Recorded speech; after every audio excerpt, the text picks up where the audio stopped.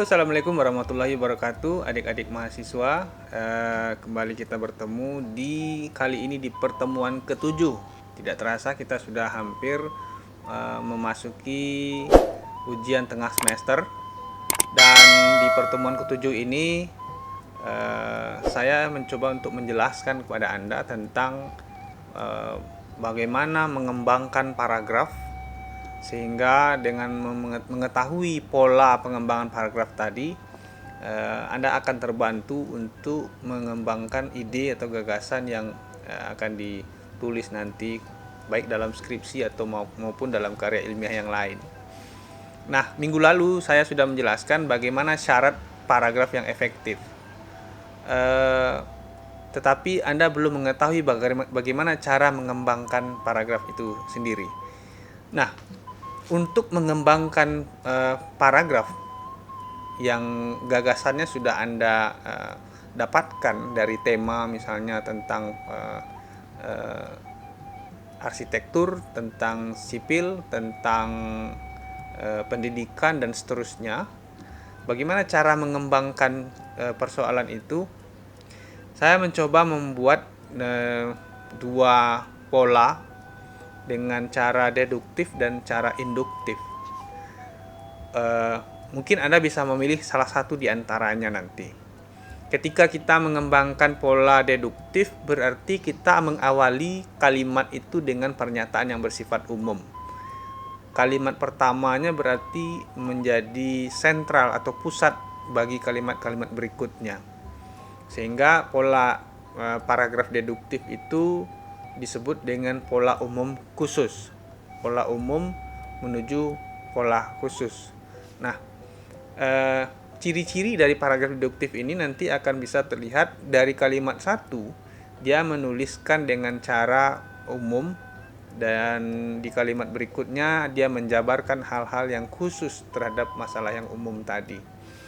Saya memberi logika begini, ketika kita menulis kata seng, besi, timah itu sebagai kata khusus, kemudian kita kembangkan menjadi kalimat.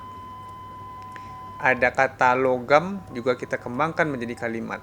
Nah, kalau kita kembangkan kata-kata itu menjadi pola deduktif, maka kalimat pertamanya adalah logam apabila dipanaskan akan memuai. Logam adalah kata umum, dan logam apabila dipanaskan akan memuai itu merupakan kalimat utamanya atau kalimat yang bersifat umum. Dari kalimat utama itu Anda bisa menjabarkan hal-hal yang bersifat khusus.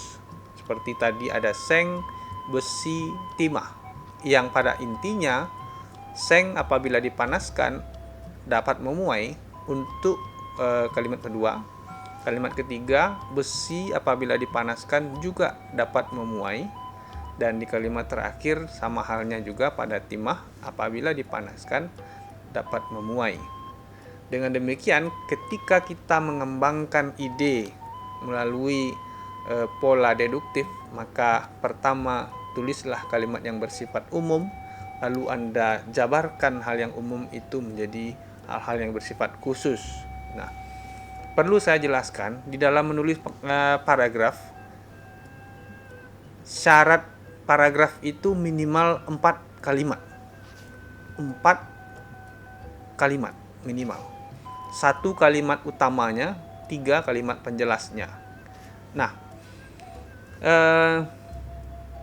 berikutnya ada namanya pola induktif. Tadi kita bicara deduktif, berarti pola umum di atas, pola khusus di bawah. Jadi kalimat utamanya di atas, kalimat khususnya di bawah. Kita bisa membuat pernyataan yang terbalik sekarang. Kita awali pernyataan kita dengan kalimat yang khusus, lalu di akhirnya kita simpulkan menjadi kalimat yang umum. Tinggal memutar letak saja. Misalnya kita menyebutkan seng apabila dipanaskan akan memuai. Kalimat kedua, besi apabila dipanaskan juga dapat memuai. Sama halnya dengan kedua benda tersebut, timah apabila dipanaskan juga dapat memuai. Kesimpulannya, kalimat keempat, dengan demikian benda yang terbuat dari logam apabila dipanaskan dapat memuai dan dibentuk sesuai dengan keinginan.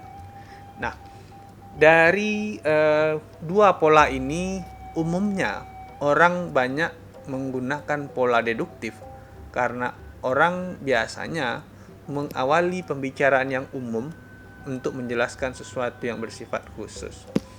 Nah, sebab jika kita memulai dari hal yang bersifat khusus, maka kita akan memiliki tantangan hal-hal apa saja yang sudah kita ketahui dari yang khusus tadi untuk menjadikannya kesimpulan nanti.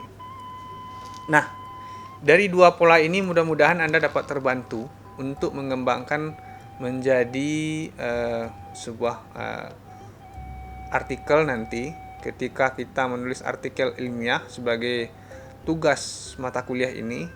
Anda sudah mengetahui bagaimana cara mengembangkan paragraf dengan dua pola tadi, deduktif dan induktif, dan memperhatikan syarat keefektifan paragraf seperti yang kita bahas pada minggu sebelumnya, ya. Demikian saja, terima kasih banyak, mudah-mudahan bermanfaat. Assalamualaikum warahmatullahi wabarakatuh. Halo adik-adik mahasiswa, Anda sudah mendengarkan paparan materi yang disampaikan pada hari ini. Semoga bermanfaat bagi Anda. Silakan mengimplementasikan ilmunya. Dan bagi Anda yang ingin menyampaikan pertanyaan seputar materi hari ini, silakan tinggalkan di kolom komentar. Dan untuk memeriahkan channel ini, Anda diharapkan untuk melakukan like dan subscribe. Semoga channel ini dapat bermanfaat bagi orang banyak. Demikian saja, terima kasih banyak. Sampai jumpa.